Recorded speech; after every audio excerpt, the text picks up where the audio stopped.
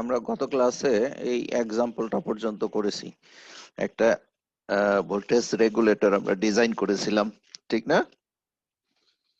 জি sir, design complete করা হ্যাঁ, হচ্ছে। এগুলা সবই ডেভিড বেলের বইয়ে আছে, সেইটা তোমরা দেখো। আচ্ছা, তাহলে আজকে প্রথম যেটা আসতেছে সেটা হলো ইমপ্রুভিং রেগুলেটর পারফরম্যান্স।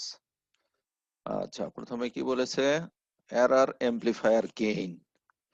হ্যাঁ, এটা এখানে তেমন কিছু বলা হয়নি, আমরা আগে থেকেই জানি যে এই রেগুলেটরের আউটপুট সামান্য একটু চেঞ্জ হবে।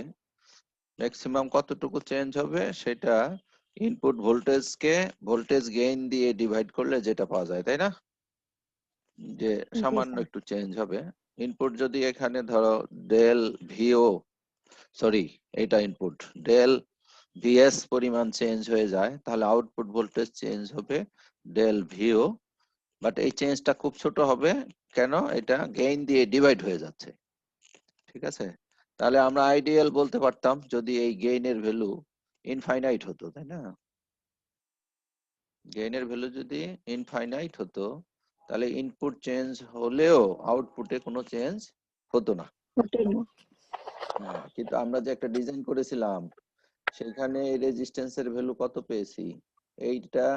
আচ্ছা, এখান থেকেই বলি, আসলে এইটাই তো তোমার সেই অ্যাম্পলিফায়ারটা, তাই না? এরর অ্যাম্পলিফায়ারটা তো এই যে এইটাই, এই জেনার সহই ধরলাম, তাই না? এই অ্যাম্পলিফায়ার ইমিটারে একটা ভোল্টেজ দিয়েছো, আবার এখানকার বেস ভোল্টেজটা বাড়িয়ে দিয়েছো, সেভাবে বায়াস করা হয়েছে, তাই না? ইমিটারে যদি তুমি এখানে সে 5 ভোল্ট দাও, তাহলে এই ভোল্টেজ ডিভাইডার দিয়ে এখানে বেজে আমরা দিয়েছি কত? 5.7 ভোল্ট, সেভাবে আমরা বায়াস করেছি। তাহলে এটা অ্যাম্পলিফায়ার হিসেবে কাজ করবে। তাহলে এর লোড কোনটা? কালেক্টরের রেজিস্ট্যান্স কোনটা? এটা R1টা হলো তার কালেক্টরের রেজিস্ট্যান্স। তাহলে এই অ্যাম্পলিফায়ারের গেইন কত হবে? এই অ্যাম্পলিফায়ারের গেইন হবে, যে আমরা জানি যে এইচ এফ ই এখানে R1 হবে, তাই না? জি sir, by HI. H I E. তাহলে এই R1 এর ভ্যালু কত এসছে দেখো তো। আমরা যে ডিজাইন করলাম গত ক্লাসে, সেই R1 এর ভ্যালু আমরা কত পেয়েছি? R1 এর ভ্যালুটা কোথায় ছিল? এটা ডিজাইনটা অপারেশনটাকে বলা হয় R1 এর ভ্যালু এইখানে না, আর উপরের ডিজাইনটা ছিল বোধহয়, এইখানে বোধহয় কোথাও ডিজাইনটা ছিল, এই যে এখানে না, ডিজাইনটা গেল কোথায়? আমি খুঁজতেছি আই না, থিংক আরো নিচে ছিল। এই যে এটা বোধহয়, এইটা না? হ্যাঁ, এটাই তো। কিন্তু এখানে R1 এর স্যার ভ্যালুটা এটা নিচের পেজে মনে হয়। নিচের পেজে তো নাই। এটা আজকে অবশ্য কিছু পেজ আমি ডিলিট করেছি, এটা গত ক্লাসের লেকচার। ছিল স্যার। এখানে এই যে আমার কাছে মনে পড়ে কত 970 এরকম সামথিং লাইক দিস, তাই না? 1 কে চাইতে কমই ছিল, তাই না? জি স্যার, ছোট এসেছিল। হ্যাঁ, এরকম। তাহলে এটার গেইনটা কি হবে? কম হবে। আচ্ছা, এই গেইন যদি কম হয় তাহলে আমাদের কি প্রবলেম হবে? ওই যে আউটপুট ভোল্টেজটা কিছু হলেও, এই যে এইটা রেগুলেটর ডিজাইন, এই যে এখান থেকে শুরু করেছিলাম না, এইখানে দেখো কত আসছিল। R1 এর ভ্যালু কত এসছে? আর ওয়ান গেল কোথায়? এই যে আর ওয়ান এই 1.2 কে আসছে আর কি, না? R1 এর ভ্যালু 1.2 কে, এইটা গত ক্লাসে বলছিলাম তোমাদের, এই যে। আচ্ছা, তাহলে আজকে আমরা পড়তে চাচ্ছি হলো এরর এমপ্লিফায়ারের গেইন ইমপ্রুভমেন্ট। তাহলে আমরা অলরেডি যেই সার্কিটটা স্টাডি করেছি, যেটা ডিজাইন করা শিখেছি, সেটাতে চাইলেই গেইনটাকে বাড়ানো যাবে না।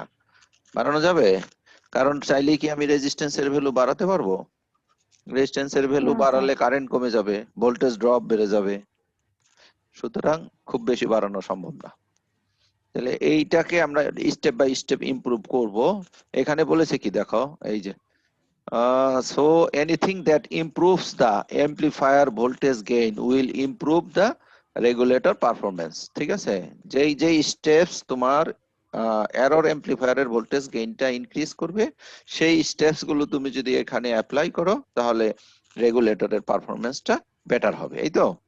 এখানে বলেছে যে two possibilities to increase AV, তুমি চাইলে এবি কে ইনক্রিজ করতে পারো। আচ্ছা, এবি কি ভোল্টেজ গেইন না কারেন্ট গেইন? বলতে স্যার। এটা ভোল্টেজ গেইন। জি তাহলে স্যার। এই বইয়ে যেটা বলেছে যে ভোল্টেজ গেইন ইনক্রিজ করা যায় কিভাবে? দুই ভাবে, using a transistor with high HFE, যদি এইচএফি এর ভ্যালু বাড়ে, আর একটা বলেছে and using highest possible resistance for R1 R1 এর ভ্যালু বাড়িয়ে। ঠিক আছে। আচ্ছা, তোমাদের কয়জন আছো কানেক্টেড? এই অ্যাক্টিভ আছো কয়জন? একজন কথা বলছে, আর কে? আচ্ছা, যে কথা বলছো তোমার নাম কি? স্যার শাদমিন। সাদবিন। আর কে আছে? এই সাদবিন ছাড়া আর কে আছে? স্যার আচ্ছা, আছি। কি নাম তোমার? স্যার ইতি। ইতি। ইতি, ইতি, হ্যাঁ সাদবিন, ইতি। আর একটা মেয়ে থাকে না সাথে মাঝে মধ্যে? জি স্যার, ফারজানা। ফারজানা, হ্যাঁ আছে, ফারজানা আছে। স্যার আজকে মনে হয় ওর কারেন্ট নাই। ও আচ্ছা আচ্ছা আচ্ছা। তোমাদেরকে একটা জিনিস বলি, যে কমন ইমিটার এমপ্লিফায়ারের ভোল্টেজ গেইন কত বলো তো? এ ভি সমান কত? এ ভি সমান হলো মাইনাস, উপরে কি দিব? RC/RE। এইচ এফ ই, এখানে হলো R C divided by H HIE। I. আচ্ছা, এইচ আই সমান কত মনে আছে? এইচ আই সমান কত বলো তো? 1। অনেকগুলো আছে, HFE আমি একটা সমান লিখি, এটা মনে পড়ে কিনা। এইচ এফ ই আর ই, জি স্যার। ঠিক আছে না এটা? জি স্যার, বিটা RE যেটা। হ্যাঁ বিটারি, রাইট, বিটারি। তাহলে এইখানে যদি তুমি এইচ এফ এর ভ্যালু বসাও, এইচ আই এর ভ্যালু বসাও, তাহলে তো আমাদের ওই এই ভ্যালুটা চলে আসে, আর ই মডেলেরটা চলে আসে। জি স্যার, RC/RE। আর ই, তাহলে যে এই যে ডেভিড বেল যে বললো এইচ এফ ই বাড়লে ট্রানজিস্টরের ভোল্টেজ গেইন বাড়ে, এটা ঠিক না? এইচ এফ ই বাড়লে ট্রানজিস্টরের ভোল্টেজ গেইন বাড়ে না, এটা কারেন্ট গেইন বাড়ে। ঠিক আছে, এটা তোমরা জি একটু স্যার। অ্যানালাইসিস করো তো ভালো মতো, যে আসলে আমি যে এই যে লজিকটা দিলাম এটা ঠিক আছে কিনা। ডেভিড বেলের বই, এটা তো। যে তিনজনের নাম্বার বেড়ে যাবে আমাদের স্যার তুলনায় এখানে অনেক গুণে। বলো তো। স্যার এখানে যদি হচ্ছে মানে কারেন্ট গেইন বাড়ার জন্য মানে কোনো কারণে ভোল্টেজ গেইনের সাথে রিলেটেড এরকম কারেন্ট কিছু। গেইন বাড়লে তো ভোল্টেজ গেইনের সাথে কোনো রিলেশন নাই। কারেন্ট গেইনের সাথে ভোল্টেজ গেইনের রিলেশন থাকতো যদি এইচএফিটা উপরে এক্সিস্ট করতো, করে না তো, কেটে যায় তো। হ্যাঁ, সহজ কথা হলো এইচএফি বাড়ার সাথে সাথে ইনপুট ইম্পিডেন্সও বেড়ে যায়, এইচআইটা বেড়ে যায়। এটা যেই রেটে বাড়ে এটা একই রেটে বাড়ে, যার কারণে রেশিওটা অলওয়েজ কনস্ট্যান্ট থাকে। আচ্ছা, এনিওয়ে তোমরা একটু নিজেরা এটা স্টাডি করো। আচ্ছা, এক নম্বরের ইমপ্রুভমেন্ট আমরা করব আমাদের রেগুলেটর সার্কিটে, সেটা হলো আমরা একটু ভেরিয়েবল তৈরি করব। ঠিক আছে, আউটপুট ভোল্টেজ অ্যাডজাস্টমেন্ট, চাইলে আমরা আউটপুট ভোল্টেজ অ্যাডজাস্ট করার মতো একটা ডিজাইন করতে পারি। সেই ক্ষেত্রে তোমাকে কি করতে হবে, এইখানে একটা পোটেনশিওমিটার ইউজ করতে হবে। আমরা নরমালি কি করেছিলাম, উপরে R3 ছিল, নিচে আমাদের বোধহয় উপরে R2 নিচে R3 ছিল, তাই না? দুইটা রেজিস্ট্যান্স ছিল। এখন আমরা আরেকটা রেজিস্ট্যান্স এখানে অ্যাড করে দিয়েছি, সেই রেজিস্ট্যান্সটা হলো ভেরিয়েবল। ঠিক আছে, তাহলে এই ভেরিয়েবল রেজিস্ট্যান্সটাকে দুইটা এক্সট্রিম পয়েন্টে যদি তুমি রাখো, একটা হতে পারে এইখানে, তাই না? জি এই স্যার। পয়েন্টে দিয়ে দিলাম।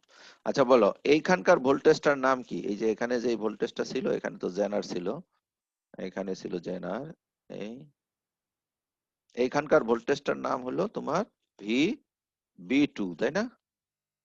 ভি বি টু, কারণ এটা কিউ টু। জি স্যার। তাহলে এখানে ভোল্টেজ ডিভাইডার রুল অ্যাপ্লাই করো তো, যে ভি বি টু এর ভ্যালু কত আসে। দেখো আমি লিখি, যে V B two is equal to হবে কত, ইজ ইকুয়াল টু হবে, আমি এখন যেখানে রেখেছি, ইজ ইকুয়াল টু হলো আউটপুট ভোল্টেজটা ভাগ হচ্ছিল, আমি নিচ্ছি কার অ্যাক্রসের বলো, আর পরের ক্লাসে। ফোর এর অ্যাক্রসে, আর নিচে কত চলে যাবে, R three R3 plus plus R4। R five plus R R4। Four, তাই না? তাহলে জি, এখন স্যার। তুমি এটাকে একটু সলভ করো তো, কার জন্য? আউটপুট ভোল্টেজের জন্য সলভ করো। তাহলে এই পুরো টার্মটা এই পাশে চলে আসবে না? দেখো এই কোশ্চেনটা ঠিক আছে কিনা। জি স্যার, ঠিক আছে। ঠিক আছে তো? আচ্ছা, জি একই স্যার। কাজ যদি করো, সেম কাজ করবে। এবার কি করবে? এবার এই যে পোটেনশিওমিটারটা এখানে বসিয়ে দিবে। এবার কার অ্যাক্রসের ভোল্টেজটা তুমি পাচ্ছ? দুইটা, R5 and R5 R4 R4 R4। তাহলে আগের নিয়মে যদি করি, এবার নিচে চলে যাবে কি? R4 plus R5। R4। এখন এই ভোল্টেজটা তো কনস্ট্যান্ট, আমার তো অলওয়েজ এই ভোল্টেজটা ফিক্সড লাগবে। কেন? আমি জেনার দিয়েছি এখানে, জেনার যদি 5 ভোল্ট হয়, এখানে অলওয়েজ আমার দরকার কত? 7 volt.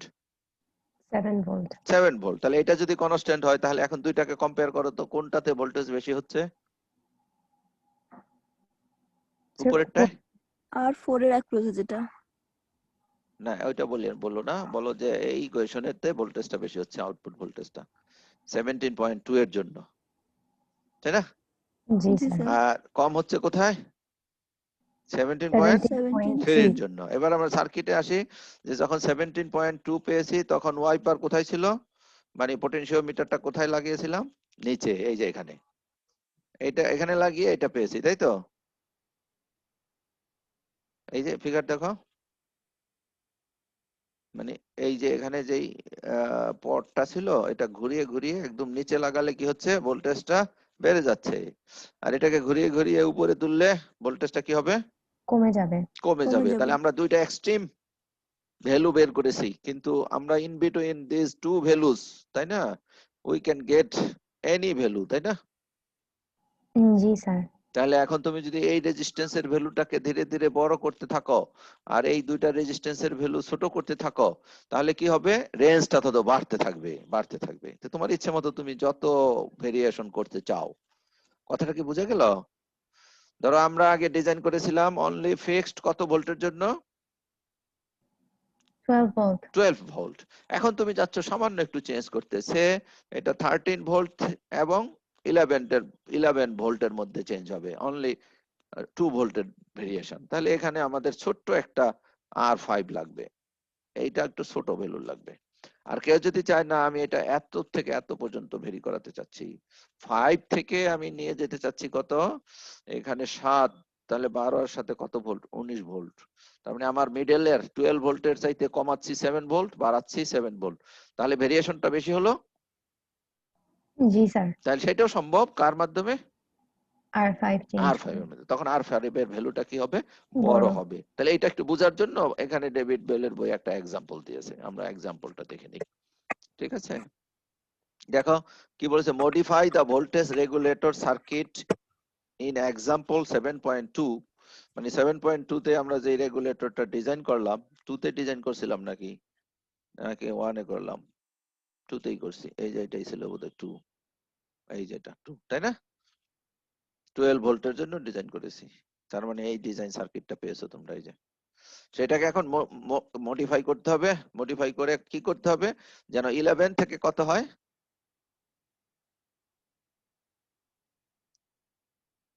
11 volt to 13 13 volt. Volt. 13 volt. 13 volt. এখন আগের প্যারামিটার গুলো তোমাদের মনে যদি থেকে থাকে, আমাদের এখান দিয়ে কতটুকু কারেন্ট ধরেছিলাম আমরা? এখান দিয়ে ধরেছিলাম কতটুকু? 10, তাই না, মিলি এম্পিয়ার। আর এখান দিয়ে যেটা ধরেছিলাম সেটা অলমোস্ট নেগলিজেবল। তাহলে এই পাশের কারেন্ট ছিল কত? মনে আছে কিনা? 40 মিলি এম্পিয়ার। দেখে নাও, এই যে এখানে 40 মিলি এম্পিয়ার। ঠিক আছে। আর এই যে IR2 দিয়ে এখান দিয়ে কারেন্ট ধরেছিলাম 10 মিলি এম্পিয়ার, তাই না? জি স্যার। তাহলে টোটাল কারেন্ট, ট্রানজিস্টর দিয়ে টোটাল কারেন্ট কতটুকু পাস করেছে? লোড কারেন্ট 50 40 মিলি মিলিঅ্যাম্পিয়ার। এম্পিয়ার। আর এদিকে এই ডেটাগুলো ওখানে ইউজ হবে, তাই তো? কারণ একই প্রবলেম তো, জাস্ট আমরা মডিফাই করতেছি, ঠিক না? জি স্যার। আচ্ছা, তাহলে এখানে আমাদের যেটা হচ্ছে, এই যে এখান দিয়ে কতটুকু কারেন্ট ধরেছিলাম তখন? এখান দিয়ে, বা একটু যদি আমি অ্যাকুরেটলি বলতে চাই, তাহলে I4 এই রেজিস্ট্যান্সের মধ্য দিয়ে কতটুকু কারেন্ট ধরেছি তখন? I4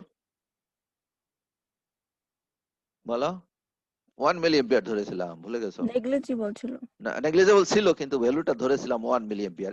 এই যে দেখো, এই যে R4 এর ভ্যালুটা বের করার জন্য কত I4 কে কত ধরেছি দেখো? 1 মিলিঅ্যাম্পিয়ার। 1 মিলি এম্পিয়ার। আচ্ছা, এখন কিন্তু এই 1 মিলি এম্পিয়ার কারেন্ট ফিক্সড থাকবে না, একটু কারেন্টটা একটু ভেরি করবে, কারণ 11 ভোল্টের জন্য একরকম কারেন্ট ফ্লো করবে এখান দিয়ে, আর 13 ভোল্টের জন্য কারেন্ট ফ্লো করবে ডিফারেন্ট। ডিফারেন্ট, একটু বেশি ফ্লো করবে, তাই তো?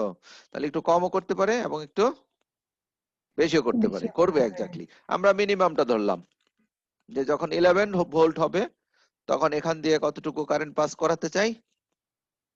1 মিলি 1 মিলি এম্পিয়ার, ঠিক আছে। আচ্ছা, মিনিমাম কারেন্ট কখন পাওয়া যাবে বলো দেখি? যখন আউটপুট ভোল্টেজ ম্যাক্সিমাম। নো, ঠিক করে চিন্তা করে বলো।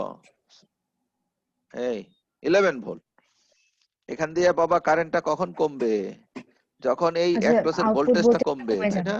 জি স্যার। তাহলে 11 ভোল্টের জন্য এখান দিয়ে মিনিমাম কারেন্ট ফ্লো করবে।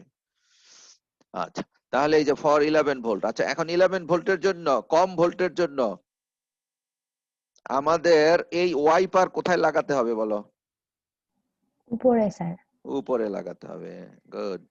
এই তাহলে এখন এইটার অ্যাক্রসের ভোল্টেজ পেয়ে যাচ্ছি না আমরা? কিভাবে পেয়ে যাচ্ছি? এখানকার ভোল্টেজ আমাদের জানা ছিল, এইটা আবার দেখে নেই। জেনারেল ভোল্টেজ কত ধরা হয়েছিল সেখানে, মনে আছে কিনা? 9 পয়েন্ট 9.8 ভোল্ট। না, দেখিনি, আমিও ভুলে গেছি। জেনারেল ভোল্টেজ কত ধরেছিলাম বলো তো? Sir V 9.1। হ্যাঁ 9.1 ওটার সাথে হচ্ছে 9.1 ছিল। 0.7। আচ্ছা ঠিক আছে, জি দেখি স্যার। জেনার গেল কোথায়? হ্যাঁ 9.1, ঠিক আছে 9.1। তাহলে এখানে তোমার যদি 9.1 ভোল্ট যদি চলে যায় হলো জেনারের, তাহলে এখানে কত হবে? 9.8 9.8। Volt, 9.8 volt. তাহলে এখানে 9.8 ভোল্ট যদি যায়, তাহলে এটার অ্যাক্রসে কত ভোল্ট যাবে বলো তো? 11 মাইনাস 9.8, ঠিক আছে কিনা? জি স্যার। 11 মাইনাস 9.8। তাহলে আমি একটুখানি এটা একটু মুছে রাখি তোমাদের জন্য বুঝতে সুবিধা হয়। তাহলে এটা ওয়াইপার আমি উপরে লাগিয়েছি, এই মুহূর্তে আমার 11 ভোল্ট আছে, 11 ভোল্টটা ক্লিয়ার করে লিখি। তাহলে এই মুহূর্তে আমাদের আউটপুটে আছে 11 ভোল্ট, এখানে 11 ভোল্ট আছে। আর 11 ভোল্টের জন্য আমাদের এখান দিয়ে ড্রপ হয়ে গেল 9.8, তাহলে এখানে কতটুকু থাকবে? 11 মাইনাস 9.8। এই যে এটা 11 মাইনাস 9, ঠিক আছে। আচ্ছা, এখন ওই যে আমি একটু আগে বলছিলাম যে একুরেটলি করতে চাই, তুমি চাইলে এটা একুরেটলিও করতে পারো, আবার ওই যে অ্যাপ্রক্সিমেটলিও করতে পারো। এটা ডিপেন্ড করে যে এখান দিয়ে বেস কারেন্ট কতটুকু ফ্লো করবে, ঠিক আছে। বেস কারেন্ট যদি খুব স্মল হয় তাহলে আমরা সব জায়গায় সমান কারেন্ট ধরতে পারি, তাই না? কারণ এখান দিয়ে কারেন্টটা এসে এখান দিয়ে কিছু যাবে, বাকিটুকু নিচে চলে যাবে, তাই তো? জি স্যার। তাহলে বেস কারেন্টটা যদি ভেরি স্মল হয় তাহলে আমরা এটা নেগলেক্ট করে এই মানে তিনটা রেজিস্টারের কারেন্ট আমরা সেম ধরতে পারি। তাহলে সেম ধরলাম, এ না হলে অনেক জটিল হয়ে যাবে। অনেক জটিল না, সেই ক্ষেত্রে আবার এই ইয়েটা বের করতে হবে। একটু অ্যাডিশনালি হুম। অ্যাড করা লাগবে। কিন্তু এই মুহূর্তে আমি পারি না তো, কারণ ডিজাইন করতেছি, এটার ভ্যালু তো আমি জানিই না, ঠিক আছে। আচ্ছা, তাহলে আমি কি করলাম? এই 1 মিলি এম্পিয়ার ধরে ডিভাইড করলাম। তাহলে R3 এর ভ্যালু চলে আসলো কিনা দেখো তো, চলে এসছে না? জি স্যার। আচ্ছা, এখন এখানে ভোল্টেজ যেন কত ছিল? 9.8। 9.8। তাহলে এখানে 9.8, এখান দিয়ে কারেন্টও তুমি জানো 1 মিলি এম্পিয়ার। তাহলে এই দুইটা রেজিস্ট্যান্সের ভ্যালু কত হবে বের করা যাবে? সিম্পলি ভোল্টেজকে কারেন্ট দিয়ে ভাগ করবে এবার, জি স্যার। ঠিক আছে। এই দুইটা রেজিস্ট্যান্সের ভ্যালু পেলাম। আচ্ছা, এইবার আমাদের ম্যাক্সিমাম ভোল্টেজের সিচুয়েশনে আমরা যাব। ম্যাক্সিমাম ভোল্টেজ পেতে হলে আমাদের ওয়াইপার কোথায় কানেক্ট করতে হবে? এবার নিচে। নিচে কানেক্ট করতে হবে। তাহলে এটা আমরা ওয়াইপারটাকে নিচে নিয়ে যাই, এখানে ওয়াইপারটাকে নিচে নিয়ে যাই, এটাকে আমরা 13 ভোল্ট করে দিব। তাহলে এখন দেখো এইটা এখান থেকে এখানে কানেক্ট হয়ে গেল। এই আর এখন আউটপুটের ভোল্টেজ আছে হলো তোমার কত ভোল্ট? এই 13 ভোল্ট, ঠিক আছে 13। তাহলে এই 13 ভোল্ট তুমি যদি আউটপুটে পেতে চাও তাহলে এখন একটু কারেন্ট বাড়বে, মনে আছে কিনা? জি স্যার। কারেন্টটা বেড়ে যাবে। তাহলে কারেন্টটা বেড়ে যাবে, অলরেডি কিন্তু এই দুইটা রেজিস্ট্যান্সের যোগফল তুমি জানো, দেখো দুইটা রেজিস্ট্যান্সের যোগফল জানো, উপরের রেজিস্ট্যান্সটাও জানো। জি স্যার, ক্যালকুলেট করেছিলাম। তাহলে ক্যালকুলেট করেছি আমরা, দুইটার যোগফল হিসাবে ক্যালকুলেট করেছি। তাহলে এই যে নতুন কারেন্ট আমরা পেয়ে গেলাম, ঠিক আছে, নতুন জি কারেন্টটা স্যার। পেয়েছি না? জি স্যার। আচ্ছা, এখন এই যে আমাদের যেই কারেন্টটা ফ্লো করতেছে সেই কারেন্টের জন্য এই রেজিস্ট্যান্সের অ্যাক্রসের ভোল্টেজ ড্রপটা কত হবে বলো দেখি, R4 এর অ্যাক্রসের ভোল্টেজটা কত হবে? ওয়াইপার কিন্তু এখানে লাগিয়েছো, বলো, আমি বলবো না, তোমরা চিন্তা করে বলো। ওয়াইপারটা এখানে আছে, তাহলে স্যার R4 এর অ্যাক্রোসে 9.8। 9.8 হবে এক্স্যাক্টলি। তাহলে নতুন একটা কারেন্টও পেয়েছো নাকি? কারেন্টের ভ্যালু কত পেয়েছো? এই, তাহলে এবার বলো 1.8 R4 এর মান কত হবে? ওই যে নিউ কারেন্ট দিয়ে 9.8 কে ডিভাইড করে দিলাম। জি স্যার। তাহলে এখন কিসের ভ্যালু বের হয়ে গেল? R4 এ। R4 এর ভ্যালু আরে বের 4 হয়ে এর গেল। ভ্যালু। আর এখানে তো দুইটার যোগফল পেয়েছো, তাহলে এবার বিয়োগ করলে আমি কিসের ভ্যালু পেয়ে যাব? R5। R5 এর ভ্যালু পেয়ে যাব। তাহলে এটার R5 এর ভ্যালু কত আসছে? ও বলো তো, আমি হিসেবটা লিখি নাই না। R5 এর ভ্যালু কত আসছে? বিয়োগ করলে কত হয়? 1.6 নাকি? না কত আসে দেখো তো? স্যার 1.6 ই স্যার আসে। 1.6 ছিল। আসে। Good, 1.6। এখন 1.6 তো স্ট্যান্ডার্ড যদি না হয় তাহলে এর কাছাকাছি কোনো একটা ইউজ করবা। ওরা বইয়ে দিয়েছে হলো 2.5 কে। 2.5 কে হলে তুমি যা চেয়েছো তার চাইতে বেশি ভেরি করা যাবে, মানে 11 ভোল্টের চাইতেও কম করা যাবে, তাই না? বুঝেছো? কোশ্চেন আছে কোনো? বুঝতে পেরেছি স্যার। তাহলে পরের টপিকে যাই।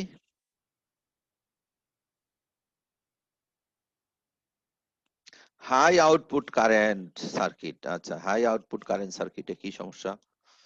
আচ্ছা, আমরা একটু দেখে আসি হাই আউটপুট কারেন্টে কি সমস্যা হয়, এটার থেকে দেখি। এটাকে তো ডিজাইন করলাম, ধরো এটাই আমরা হাই আউটপুটের জন্য যদি ডিজাইন করতাম, আমরা এটা কতটুকু কারেন্টের জন্য ডিজাইন করেছি? আউটপুট কারেন্ট কতর জন্য ডিজাইন করেছি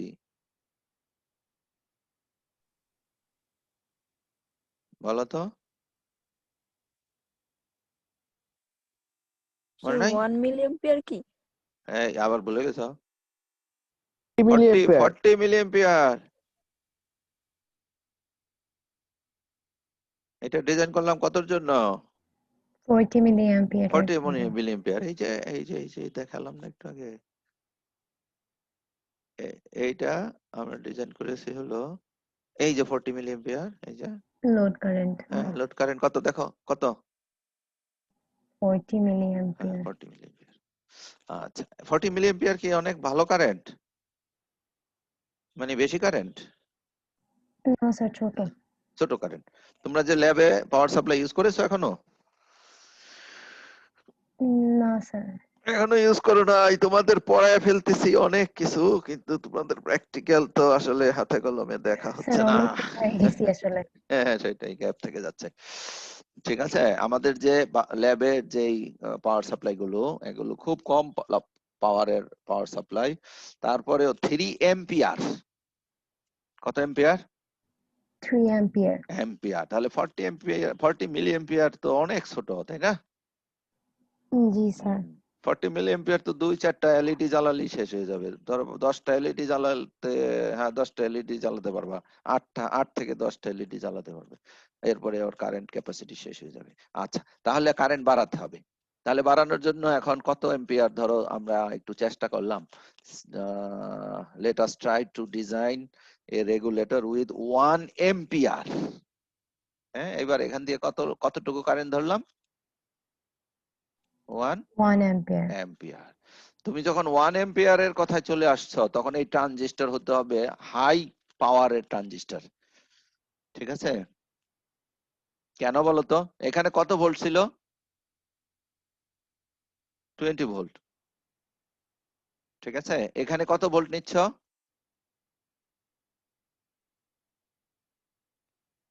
12 ভোল্ট। তাহলে 8 ভোল্ট কোথায় গেল? Q1 এ। এই ট্রানজিস্টরে, হ্যাঁ, Q1 এ চলে গেছে 8 ভোল্ট। 8 ভোল্ট এই কার মান বলো তো? এটা ট্রানজিস্টর দিয়ে বলো দেখি। এটা VCE1 এর নাম, ভ্যালু। আর এখান দিয়ে কারেন্ট পাস করতেছে কত? তাহলে এই ট্রানজিস্টরে কতটুকু পাওয়ার লস হবে বলো দেখি। 1 এম্পিয়ার যাচ্ছে 8 ভোল্ট, 8 ওয়াট। 8 ওয়াটস। 8 ওয়াট। তাহলে 8 ওয়াট তোমাদের আইডিয়া আছে 8 ওয়াট কতটুকু কারেন্ট? তোমার বাসার যে টেলিভিশনটা যে সাউন্ড শুনতে পাও ওইটাও 8 ওয়াট না, ওইটা 5 ওয়াটের একটা সোনি একটা ব্রাভিয়া টেলিভিশন কিনবা, তার ওয়াট হবে 5 থেকে 10 ওয়াট। বুঝতে পেরেছো? তাহলে 8 ওয়াট সেমিকন্ডাক্টরের জন্য একটু বড় পাওয়ার। তাহলে এটা পাওয়ার ট্রানজিস্টর হতে হবে, নরমাল ট্রানজিস্টর এটা পারবে না। ঠিক আছে? আচ্ছা, এখন ট্রানজিস্টরের পাওয়ার যত বাড়ে, পাওয়ার বাড়া মানে কি জানো? পাওয়ার বাড়া মানে হলো সে কালেক্টর কারেন্ট বেশি সহ্য করতে পারবে। মানে আইসি ম্যাক্স এর ভ্যালু কি হবে? বেশি হবে। বেশি হবে, আইসি ম্যাক্স এর ভ্যালু বড় হবে। হ্যাঁ, এটা বড় হবে। তাহলে এটা বড় হলে এই সেপিটা কমে যায়। যত ট্রানজিস্টরের যত কালেক্টর কারেন্ট যত বাড়ে এই সেপিটাও তত কমে যায়। কেন কমে যায়? কারণ কালেক্টর কারেন্ট যদি তোমাকে বাড়াতে হয়, কালেক্টর কারেন্টটা যাবে কোন দিক দিয়ে? বেস দিয়ে তো যেতে হবে, তাই না? জি স্যার, তখন বেজের উইডথ বাড়াতে হয়। বেজের উইডথ বাড়ালে আলফার মান কমে যায়, আলফার মান কমে গেলে বিটার মান আরো বেশি কমে যায়। ঠিক আছে? জি স্যার। আচ্ছা বলো তো C828 এই ট্রানজিস্টরের এই সেপি কত? জানো না? এই সেপি এটা মিনিমাম 75 থেকে শুরু করে, আমার সঠিক জানা নাই, 350 হবে, এই এত বড় হবে। ঠিক আছে? তাহলে অনেক বড় না? জি স্যার। কিন্তু একটা ট্রানজিস্টর, এই ট্রানজিস্টরের কারেন্ট কত? C828 এর কারেন্ট কত? এটা সর্বোচ্চ ধরো 200 মিলি এম্পিয়ার, এর বেশি সে পারবে না। কালেক্টর কারেন্ট এর চাইতে সে বেশি সহ্য করতে পারবে না। হ্যাঁ, এখন তুমি একটা ট্রানজিস্টরের নাম বলি যে 2N, একদিন দেখাইছিলাম বোধহয় 3055, একটা ট্রানজিস্টর আছে না, দুইটা টার্মিনাল দেখা যায়। এটা আইসি কত? ম্যাক্সিমাম আইসি 15 এম্পিয়ার। কত? 15 অ্যাম্পিয়ার। অ্যাম্পিয়ার। আর এইচএফি কত জানো? অনলি 10। তাহলে কি দাঁড়ালো? যে একটা ট্রানজিস্টর যতই তার পাওয়ার ক্যাপাসিটি বাড়তে থাকবে তার এইচএফির ভ্যালু তত কমতে থাকবে। তত কমতে থাকবে। আচ্ছা গুড, তাহলে আমরা চলে আসি এইচএফি তে। তাহলে এইটা যেহেতু পাওয়ার ট্রানজিস্টর, তাহলে এর এইচএফির ভ্যালু লো। এইচএফির ভ্যালু যদি লো হয়, তোমাকে যদি এখান দিয়ে 1 এম্পিয়ার কারেন্ট পাস করাতে হয়, ধরো এইচএফি এর মান একটু বড় করেই ধরলাম আমরা, যেহেতু 1 এম্পিয়ারের কথা চিন্তা করেছি, এইচএফির ভ্যালু ধরো 20। এইচএফির ভ্যালু কত ধরা হলো? 20। তাহলে এই 100 মানে 1000 মিলি এম্পিয়ার কে 20 দিয়ে ভাগ করো, কত হয়? আমার মনে হচ্ছে 50 হলো, তাই না? এই 1 এম্পিয়ার ডিভাইডেড বাই 20 কত মিলি এম্পিয়ার হয়? 50 মিলি অ্যাম্পিয়ার। 50 milliampere. তাহলে বেস দিয়ে কতটুকু কারেন্ট পাস করাতে হবে? 50 মিলি অ্যাম্পিয়ার। 50 milliampere. তাহলে আমরা ডিজাইনে কি ধরেছিলাম যে বেস দিয়ে যতটুকু কারেন্ট পাস করাতে হবে এইটা দিয়ে তার চেয়ে বেশি পাস করাতে হবে না? ভুলে গেছো? আবার দেখাই আসি জি স্যার। যে ওইটার বেস কারেন্টের চাইতে এই ট্রানজিস্টরের কারেন্ট বেশি বড় হইতে হবে। কোথায় ধরছিলাম? এই যে দেখো। ঠিক আছে? জি স্যার। তাহলে এই আগের ডিজাইন গুলো না হলে তোমরা আসলে বুঝবে না।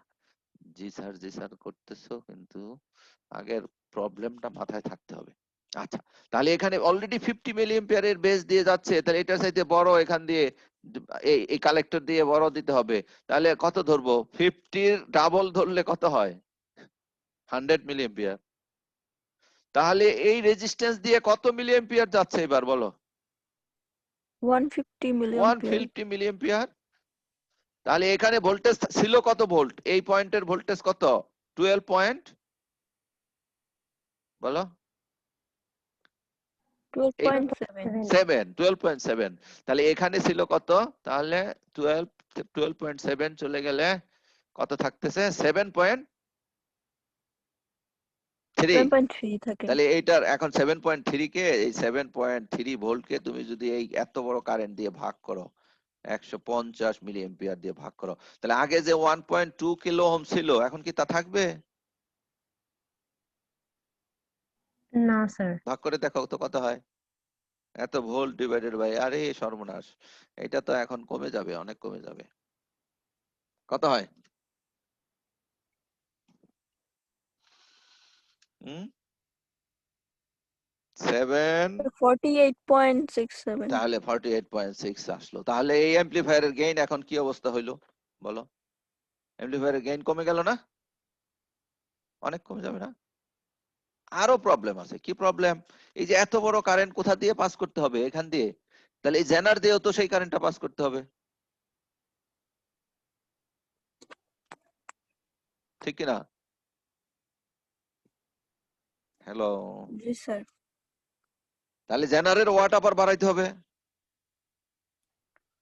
দেখছো, তাহলে অনেক প্রবলেম হয়ে গেল। তাহলে আমরা এই সব এই একটা ট্রানজিস্টর দিয়ে, এরকম ট্রানজিস্টর দিয়ে আমরা এই যে 100 200 এরকম 200ও কষ্ট হয়ে যাবে, ঠিক আছে?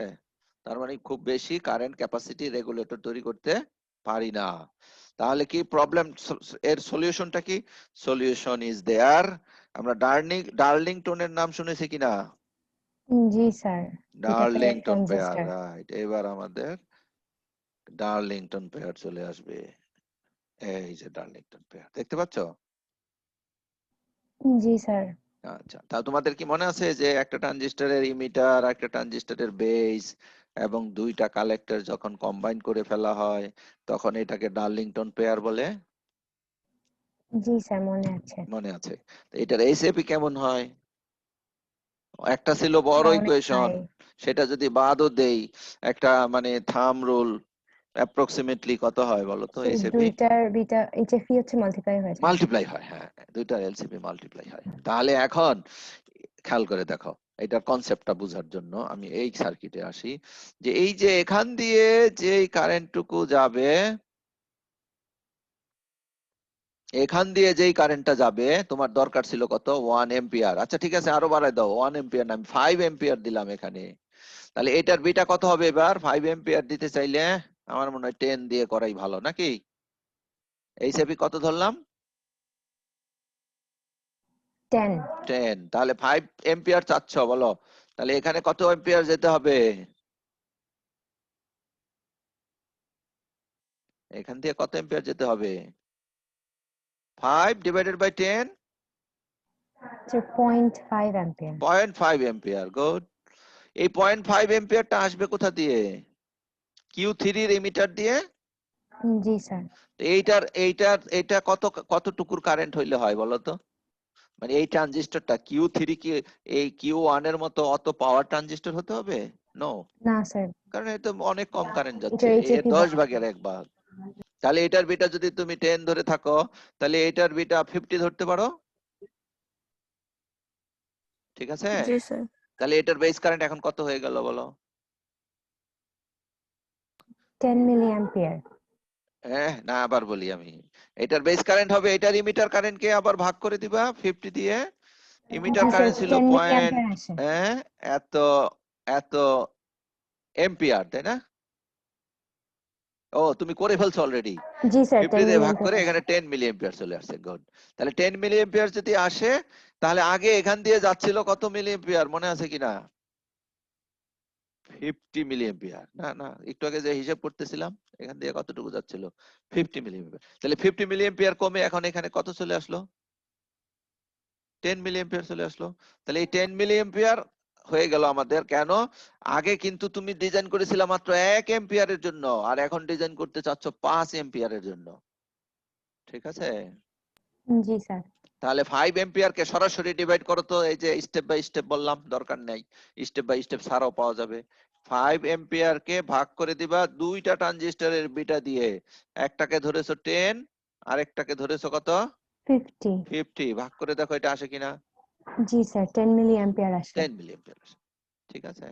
এখন তোমার কাছে যদি মনে হয় 10 মিলি এম্পিয়ার এটা একটু বেশি হয়ে যাচ্ছে, তাহলে তুমি 5 এম্পিয়ারের ডিজাইন করতে যেও না, ইমপ্রুভ করতেছিল 1 মিলি এম্পিয়ার কে 3 মিলি এম্পিয়ার থাকো। 3 মিলি এম্পিয়ার থাকলে এখানে হয়তো কত আসবে, সে 5 দোকানে 10, এখানে 6 মিলি এম্পিয়ার হবে তখন, 6 মিলি এম্পিয়ার। তাহলে এখানে 6 মিলি এম্পিয়ার হইলে এখান দিয়ে তুমি 12 মিলি এম্পিয়ার, 12 মিলি এম্পিয়ার একটা ট্রানজিস্টর দিয়ে তো তুমি পাস করাতেই পারো, কারণ জেনার দিয়ে আগেই তো 10 মিলি এম্পিয়ার ধরছিলা, মনে নাই? বুঝো নাই কথাটা? এখন জি স্যার, এখানে 10 লাগলো হলো 6 মিলি এম্পিয়ার, তো 6 মিলি এম্পিয়ারের ডাবল এখান দিয়ে তুমি যদি পাস করিয়ে দাও, ঠিক আছে? আসলে ডাবল লাগেও না, কারণ তুমি তো দুইটা হিসেব করে বের করতেছো, 6 মিলি এম্পিয়ার পাস করাইলেও হবে এখান দিয়ে। তাহলে এখান দিয়ে তখন আসবে হলো 12 মিলি এম্পিয়ার, ঠিক আছে? সহজ কথায় যদি বলি যে আমাদের যদি সিঙ্গেল একটা ট্রানজিস্টর হয়, Q1 যদি সিঙ্গেল ট্রানজিস্টর হতো, এটা হাই পাওয়ার হওয়ার জন্য বিটাটা বেশি দরকার হতো। এখন আমরা ডার্লিংটন ইউজ করে আমরা কি করেছি, বিটাকে বড় বানিয়েছি। বড় বানিয়েছি, এই, ঠিক আছে? এখানে আরেকটা জিনিস আছে, সেটা একটু বুঝিয়ে দিই।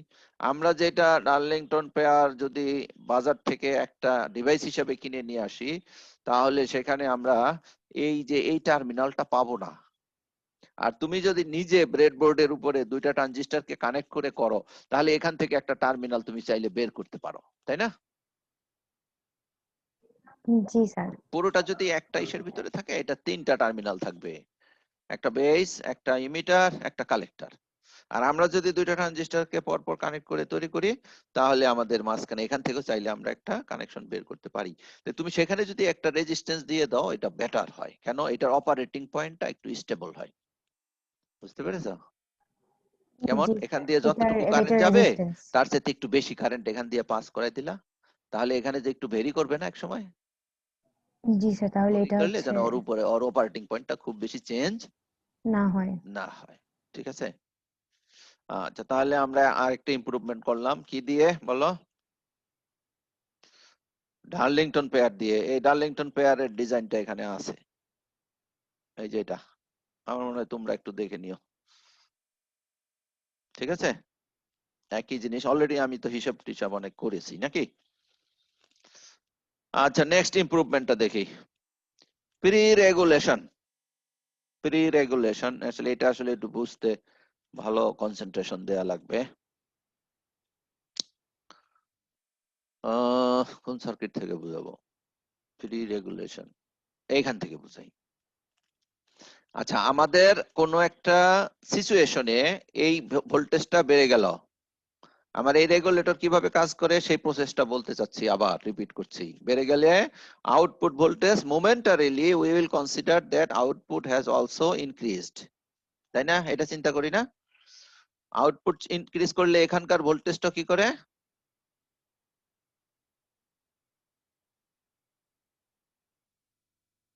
এই Q2 এর বেস ভোল্টেজটা কি করে?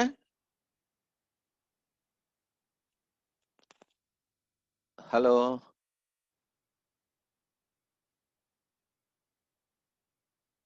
হ্যালো, ইউটিউবে বেস ভোল্টেজ ইনক্রিজ করবে। ইনক্রিজ করবে, হ্যাঁ, আছো কিনা সেটা দেখলাম, অনেক সময় ইন্টারনেটের কারণে তো কথা শোনা যায় না। আচ্ছা, এই ভোল্টেজটা বেড়ে গেলে তখন এই ট্রানজিস্টরের এখান দিয়ে কারেন্টটা কি হবে বলো? এখান দিয়ে কারেন্টটা কি হবে? কারেন্ট বেড়ে যাবে। এখান দিয়ে কারেন্টটা বেড়ে যাবে, ঠিক আছে? তাহলে এখানকার কারেন্টটা যদি বেড়ে যায়, তাহলে এখানকার ড্রপটা কি হবে? বেড়ে যাবে, ড্রপও বেড়ে যাবে। এখানকার ড্রপটা পড়ে যাবে। তাহলে এখানকার ড্রপটা বেড়ে গেলে এখানকার ভোল্টেজটা কি হতে হবে? কমে যাবে। কম হতে হবে। তার মানে আগের সেই আগের জায়গায় ফিরে আসবে। আচ্ছা, এখন এখানে আরেকটা ঘটনা হবে, সেটা হলো তুমি এক দিক দিয়ে এটা মিলালে হবে না, কারণ ওই যে কেভিএল কেভিএল যদি বলো, যতটা ব্রাঞ্চ থাকে সব ব্রাঞ্চে মিলতে হবে, তাই না? তুমি এখান দিয়ে যে যেভাবে আউটপুট 12 ভোল্ট পাবে, এখান দিয়ে গেলেও আউটপুট 12 ভোল্ট পেতে হবে, এটা বুঝো কিনা বলো?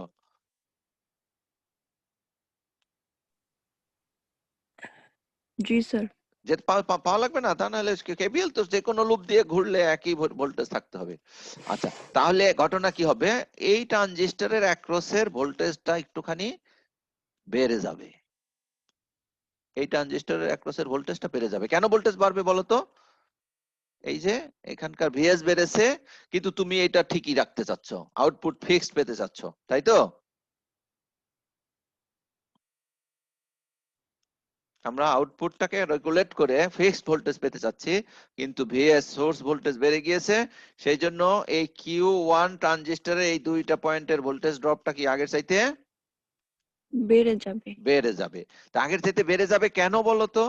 কারণ এইখান দিয়ে কারেন্ট বেড়ে গিয়েছে, খেয়াল করো, তাহলে এটার বেস কারেন্টটা কমে যাবে। বেস কারেন্টটা কমে যাবে, একটা ট্রানজিস্টরের বেস কারেন্ট যদি কমে যায় তাহলে তার অপারেটিং পয়েন্ট কি হয় বলো? কাট অফের দিকে যা কাট থাকে। অফের দিকে যায়, এখান থেকে এখন বেড়ে যায়। কাট অফের দিকে যে গেল, এটার মানে কি? মানে কি যে ভোল্টেজটা বেড়ে গেল না? এই যে ভিসিটা বেড়ে গেছে, আগে ছিল এখানে, আগে ছিল জি। এখানে, এখন এখানে চলে গেছে, বেড়ে যায়। আচ্ছা, এখন এই যে যেই জিনিসগুলো আমরা সহজ কথায় বলে ফেললাম, যে এখান দিয়ে কারেন্ট কমলো, সরি এখান দিয়ে কারেন্ট বাড়লো, এখান দিয়ে কারেন্ট কমলো, কিন্তু এই কমার মধ্যেও একটু ডিফারেন্স আছে। কেন ডিফারেন্স আছে? এই কথাটা ট্রু হতো যদি আগের কারেন্টটা ফিক্স থাকতো। মনে করো আগে এখান দিয়ে ফ্লো করতেছিল সে 12 মিলি এম্পিয়ার, সেই 12 মিলি এম্পিয়ারের এখান দিয়ে বেড়ে গিয়েছে, এখান দিয়ে কি হয়েছে কমে গিয়েছে। গিয়েছে। কিন্তু এইটার অ্যাক্রসের ভোল্টেজ না বেড়ে গিয়েছে, মনে আছে কিনা বলো? এই পাশে লুপ দিয়ে যখন এক্সপ্লেন করলাম তখন কি বলেছিলাম? এটার অ্যাক্রসের ভোল্টেজ ড্রপটা বেড়ে গিয়েছে। বেড়ে গিয়েছে। তাহলে এটার অ্যাক্রসের ভোল্টেজ ড্রপ বাড়লে এখান দিয়ে আগের কারেন্টটাও বেড়ে গেছে। এইটাই হলো আমাদের প্রবলেম, যে আগের কারেন্টটা বেড়ে গেলে, সামান্য একটু বেড়ে গেলে, যেই নিয়মে আমাদের এখানে কারেন্টের অ্যাডজাস্টমেন্টটা হওয়া উচিত ছিল সেই কারেন্টের অ্যাডজাস্টমেন্টটা হতে পারবে না, যার কারণে আউটপুট ভোল্টেজের মধ্যে সামান্য একটু চেঞ্জ চলে আসবে। এই যে ডেভিড বেলের বইয়ে এইভাবে বুঝিয়েছে, দেখো যে এখানেও কিছু চেঞ্জ আসবে, আর এই চেঞ্জটাই তোমার কি হয়, এই গেইন দিয়ে ডিভাইড হয়ে যায়, আর যার কারণে আউটপুটের মধ্যেও আমাদের কি হবে, একটু চেঞ্জ হয়ে যাবে। ঠিক আছে? এই রেজিস্ট্যান্সের মধ্যে দিয়ে যেই কারেন্টটা ফ্লো করতেছে, সেই কারেন্টটা চেঞ্জ হওয়ার কারণে তার ইফেক্টটা কিছু আউটপুটে আসবে। এখন চাইলে এটাকে আমরা, এই যে অনেক কথা বলছে এই জন্য অনেক কিছু বলেছে, চাইলে এটাকে প্রি রেগুলেট করে দিতে পারি। দেখো প্রি রেগুলেট করা মানে কি, আগেই এই যে এই রেজিস্ট্যান্সের জন্য R1 এর জন্য একটা রেগুলেটেড ভোল্টেজ বানাবো। এটা ভিএস, এই পাশে আছে হলো আমাদের ভিএস, এই পাশে ভিএস, ঠিক আছে, এই পাশে ভিএস। তো এই ভিএস কে আমি কি করলাম, এই R7 দিয়ে এবং জেনার ডায়োড 2 দিয়ে এখানে একটা রেগুলেটেড ভোল্টেজ বানালাম, তাই না? এখানকার ভোল্টেজটা কত হবে? VZ2, আছো? জি স্যার আছি। বুঝো নাকি বল, এখানে এই যে এই কথাটা বুঝতেছো তো? এখানে ছিল কত ভোল্ট? 20 ভোল্ট। তাহলে এখন 20 ভোল্টের থেকে এখান দিয়ে কারেন্ট ফ্লো করবে, জেনার ডায়োডের ব্রেকডাউন হবে, জেনার ডাউনের ব্রেকডাউন হলে এখানে যেই ভোল্টেজটা পাওয়া যাবে সেটাকে বললাম VZ2। VZ2 কেন বললাম? কারণ এখানে তো একটা জেনার ডায়োড আছে আমাদের, মনে আছে কিনা? হ্যাঁ স্যার। আমাদের মেইন জেনার ডায়োড এখানে আছে। এই এটা ছিল হলো তোমার এখানে VZ1, এই জন্য এখানে VZ2 বলা হলো। তাহলে এখন দেখো এটা যদি ফ্লাকচুয়েট করে, বাড়ে কমে, এখানকার ভোল্টেজটা খুব বেশি কি বাড়বে কমবে? না স্যার। অ্যাটলিস্ট আগের চাইতে তো কম। একটু আগে যে প্রবলেমটা আমরা ফেস করলাম এই যে এখানে, তার চাইতে তো কম। তার চাইতে যদি কম হয় তাহলে এখান দিয়ে কারেন্টের ভ্যালুটা কি বাড়বে কমবে? না স্যার, কম ফ্লাকচুয়েট করবে। কম্পারেটিভলি ফ্লাকচুয়েশনটা কম হবে, তাই না? এখন জি তুমি স্যার। যে বলতেছিলে যে এখান দিয়ে ধরলাম আমি 20 মিলি এম্পিয়ার যাচ্ছে, 20 মিলি এম্পিয়ার নরমালি শেয়ার করতেছিল ওরা, এখানে হয়তো যাচ্ছিল 5 মিলি এম্পিয়ার, এখান দিয়ে যাচ্ছিল 15 মিলি এম্পিয়ার, কোন এক সময় 5 মিলি এম্পিয়ার কমে গিয়ে 2 হয়ে গেল, এটা কমে গিয়ে 2 হয়ে গেল, তখন এটা 17 হয়ে গেল। তখন আমি বলবো না যে এখান দিয়ে কারেন্ট বেড়ে গিয়েছে। এবার কারেন্টের যে অ্যাডজাস্টমেন্টটা হলো, সেই মানে অরিজিনাল সোর্সের কারেন্টের ভ্যালুটা এবার কি থাকলো? ফিক্স থাকলো। ফিক্স থাকলো। তাহলে যেহেতু তুমি আগেই রেগুলেটরের আগেই কিছুটা রেগুলেশন করেছো, সেই জন্য এর নাম দেওয়া হয়েছে কি প্রি, প্রি রেগুলেশন। ঠিক আছে, প্রি রেগুলেশন। তো এখন নাও দেয়ার ইজ এ প্রবলেম। কি প্রবলেম? আচ্ছা বলো দেখি এখানকার ভোল্টেজ কত হয়, এখানকার ভোল্টেজ কত হয় চট করে বলো তো। ভিও 0.7 ভিও প্লাস 0.7 0.7, এখানকার ভোল্টেজ কত হয় বলো। এখানকার ভোল্টেজটা কত হবে? আরে চট করে বলো না, বুঝতেছো না? Sir VO plus VZ2 plus 1.4 VR1 plus 1.4, হ্যাঁ 0.7 হ্যাঁ, এই তো, জটিল তো কিছু না। তাহলে এখানকার ভোল্টেজ হতে হবে ভিও প্লাস 1.4 1.4 ভোল্ট, 1.4 ভোল্ট। এখন এখান দিয়ে না কারেন্ট ফ্লো করাইতে চাও, তাই তো? জি স্যার। তাহলে বলো এই পাশের ভোল্টেজটা কি হইতে হবে? বড় হতে হবে, তাই না? জি স্যার, এই ভিও পাশের প্লাস voltage। তার মানে 1.4। হলো এই পাশের যে আমি যেটা পাচ্ছি হলো ভিজেড, দেখো ভিজেড 2, এটা বড় হইতে হবে কার তুলনায়? ভিও প্লাস ভিও, V plus 1.4। 1.4 হ্যাঁ ভিও প্লাস 1.4 ভোল্ট। তাহলে ভিও ছিল আমাদের ফর এক্সাম্পল 12 ভোল্ট, তাহলে জেনারেটরটা লাগবে কত ভোল্টের? 13.4 13.4। তাহলে জেনারেটরের ভোল্টেজ যত বাড়তে থাকবে তার পাওয়ার তত বাড়তে থাকবে, কারণ জি এখান স্যার। দিয়ে কারেন্ট ফ্লো করাইতে হবে।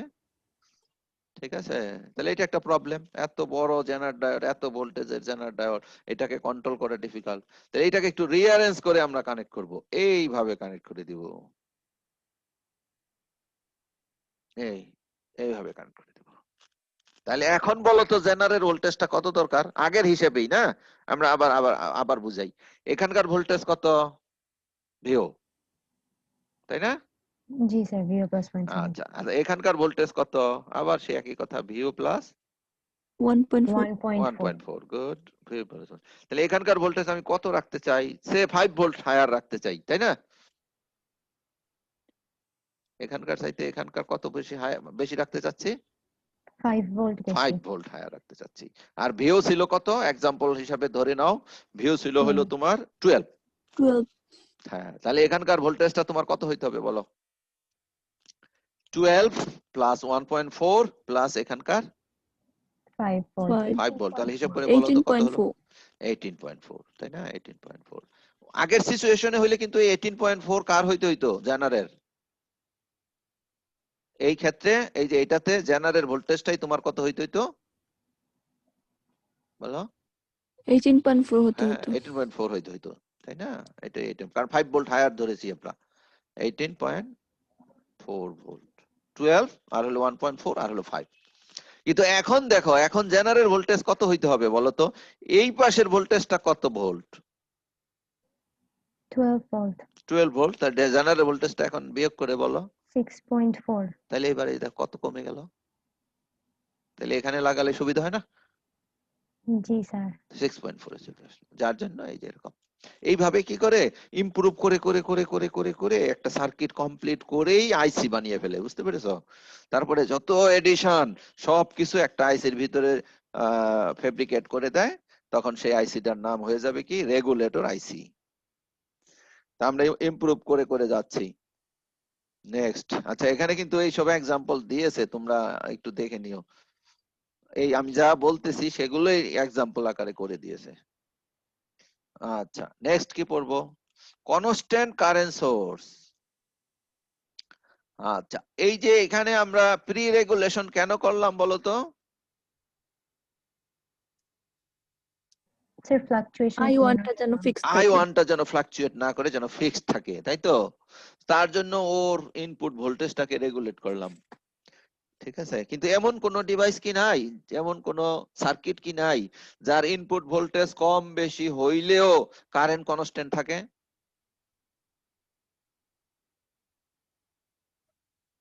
কনস্ট্যান্ট কারেন্ট সোর্স পড়িয়েছি না তোমাদের? পড়িয়েছি, জি স্যার, পড়ানো হয়েছিল। পড়ানো হয়েছে। তাহলে কনস্ট্যান্ট কারেন্ট সোর্স। আবার ভুলে গিয়ে থাকলে আবার দেখো, যে একটা ট্রানজিস্টরকে যখন তুমি বায়াস করে ফেলেছো, একটা বেসের কারেন্ট ফিক্সড করে দিয়েছো, তার ক্যারেক্টারিস্টিক্স কার্ভটা এরকম না? এই তাহলে এখন যদি তার ভোল্টেজ কম বেশিও হয়, কারেন্টের ভ্যালু কি কম বেশি হবে? এই যে না স্যার। কারেন্টের ভ্যালু, তাহলে ট্রানজিস্টর হলো একটা কনস্ট্যান্ট কারেন্ট সোর্স। তাহলে আমরা এখানে কি করব, একটা রেজিস্টর না দিয়ে এবার কি করব, কনস্ট্যান্ট কারেন্ট সোর্স ইউজ করব। এই জন্য নাম হলো কি কনস্ট্যান্ট কারেন্ট সোর্স রেগুলেটর, মানে voltage regulator with constant current source. বুঝতে পেরেছো? তাহলে এখানে কি স্যার ট্রানজিস্টর এই ইউজ, কনস্ট্যান্ট কারেন্ট সোর্সটা কি R1 এর জন্য? R1 কে রিপ্লেস করে, রাইট। হ্যাঁ, R1 এর কে রিপ্লেস করে দিয়েছি কি দিয়ে, কনস্ট্যান্ট কনস্ট্যান্ট কারেন্ট সোর্স দিয়ে। কারেন্ট সোর্স দিয়ে। তো এই R1 এর দিকে তাকাও, R1 দিয়ে কি বের হচ্ছিল, এইখানে চলে আসি এই সার্কিটে, এই যে R1 দিয়ে কারেন্ট বের হচ্ছিল, এই যে এখান দিয়ে R1 এর কারেন্টটা কোথায় এসেছিল, Q1 এবং Q2 এর কালেক্টর এবং বেজের কমন পয়েন্টে। তাহলে এবার কনস্ট্যান্ট কারেন্ট সোর্সে আসো, এই যে কনস্ট্যান্ট কারেন্ট সোর্স, এই যে দেখো এইটা হলো তোমার আসলে নতুন আরেকটা ইমপ্রুভমেন্ট এখানে আছে, সেটা হলো এইটা হলো একটা ট্রানজিস্টর, ডার্লিংটন ট্রানজিস্টর, আর এটা হলো এরর এমপ্লিফায়ার ট্রানজিস্টর। তাহলে এই যে বেজ এবং কালেক্টর কমন পয়েন্টে কি আসলো, এখানে R1 ছিল না তখন, জি স্যার, এটার জায়গায় এখন constant current. Constant current source. এখন কনস্ট্যান্ট কারেন্ট সোর্স হিসাবে কি ইউজ করেছো, পিএনপি ট্রানজিস্টর না NPN transistor? NPN। NPN. NPN transistor. না না না, কি বললাম তোমাদের সাথে আমি, না স্যার, পিএনপি। এই অ্যারো দেখো, জি স্যার, ইনওয়ার্ডস। এই যে ইনওয়ার্ডস, রাইট। তাহলে এটা পিএনপি ট্রানজিস্টর। এখন কোশ্চেন হলো কেন পিএনপি ট্রানজিস্টর দিয়ে, আচ্ছা পরে ওই জটিল কোশ্চেন পরে, আগে সার্কিটের অপারেশন বুঝে নিই নাকি, সার্কিটের অপারেশন বুঝে নিই। এই কনস্ট্যান্ট কারেন্ট যে সোর্স, সেই সোর্সের জন্য এইটা হলো তার লোড, এরর এমপ্লিফায়ারটা হলো লোড। কেন, এরর এমপ্লিফায়ারও লোড এবং এই যে এই ট্রানজিস্টরও তাদের জন্য লোড, কারণ এইটার বেস কারেন্ট এবং এইটার কালেক্টর কারেন্ট কে সাপ্লাই করবে,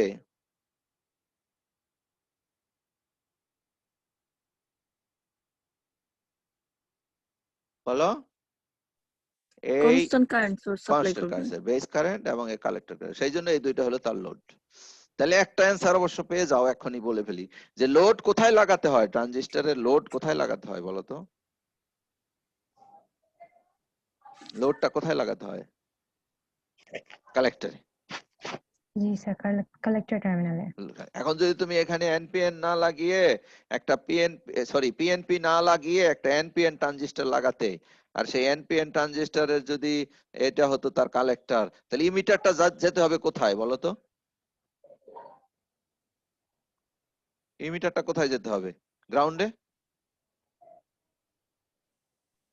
এই কমন ইয়ে কি বলে, এনপিএন ট্রানজিস্টরের ইমিটার কোথায় দিতে হয়, লোয়ার পটেনশিয়ালে দিতে হয় না, জি স্যার।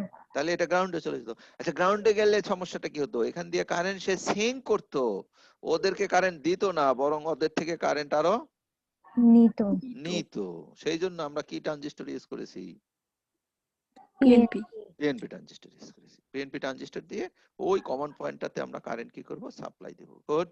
তাহলে পিএনপি ট্রানজিস্টরের ইমিটার কোন পটেনশিয়ালে দিতে হয়, হায়ার পটেনশিয়ালে না লোয়ার পটেনশিয়ালে, হায়ার পটেনশিয়ালে। পিএনপি হলে ইমিটার কোথায় যাবে, হায়ার পটেনশিয়ালে। হায়ার পটেনশিয়ালে। তাহলে যে হায়ার পটেনশিয়ালে দিয়ে দিলাম। এখন হায়ার পটেনশিয়ালে যে তুমি দিয়ে দিবে, কারেন্টকে কন্ট্রোল করতে হবে না, বুঝো নাই, কারেন্ট কন্ট্রোল করতে হবে। সেই জন্য কারেন্টকে কন্ট্রোল করার জন্য রেজিস্ট্যান্স দিলাম। নাম কি, কত, রেজিস্ট্যান্সের ভ্যালুটা কত, R8। R8। ঠিক আছে। এখন এখানে R8 ধরো, এখান দিয়ে তুমি এখন কারেন্ট চাচ্ছ, একটা সিম্পল এক্সাম্পল ধরো, এখান দিয়ে 10 মিলি এম্পিয়ার কারেন্ট চাচ্ছ, ঠিক আছে, এখান দিয়ে কতটুকু চাচ্ছ, 10 মিলি এম্পিয়ার। তো 10 মিলি এম্পিয়ার কারেন্ট যদি এখান দিয়ে চাও, তাহলে তোমার এখান দিয়ে কত মিলি এম্পিয়ার আসতে হবে, এটার বিটা দিয়ে ভাগ করতে হবে, এটার বিটা দিয়ে ভাগ করতে হবে। তাহলে 10 মিলি এম্পিয়ার হইলে এখানকার ভোল্টেজটা কত কম বলো তো, এই রেজিস্ট্যান্স, এখানে একটা রেজিস্ট্যান্স ধরেছো, সেই রেজিস্ট্যান্স দিয়ে 10 মিলি এম্পিয়ার দিয়ে মাল্টিপ্লাই করলে যা হয় এখানে ততটুকু কম হবে, মানে ভিএস এর চাইতে ততটুকু কম। বুঝতে পেরেছো? আর এখানে আসলে কি হবে, ভিএস এর চাইতে আবার তার সাথে এখানকার ভোল্টেজের সাথে, আচ্ছা সহজ করে বলি যে এই এখানকার ভোল্টেজটা আমরা কি বলতে পারি, ভিই বলতে পারি না, জি স্যার, এমিটার এই টার্মিনাল ভোল্টেজ ইমিটার টার্মিনাল। এখানে যদি আসি তাহলে বলো তো এই ভোল্টেজটা কত হবে? ভিই, +0.7। গুড, আমি ভাবছি তোমরা এটাই বলবা। ভিই মাইনাস হবে